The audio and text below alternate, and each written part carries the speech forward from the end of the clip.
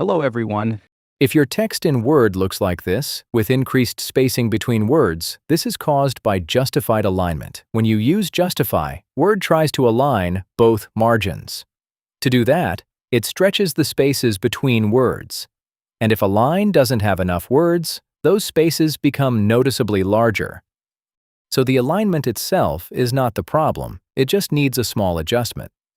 If you want justified text without increased spacing, turn on hyphenation. Go to Layout, click Hyphenation, and choose Automatic. Now compare the same text.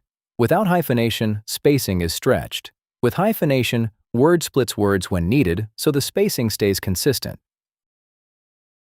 It works because hyphenation gives Word another option.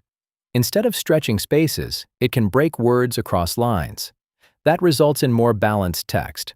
So, if you're using justified alignment and the spacing between words looks too wide, turn on hyphenation. It's a standard method used in longer documents, especially in books.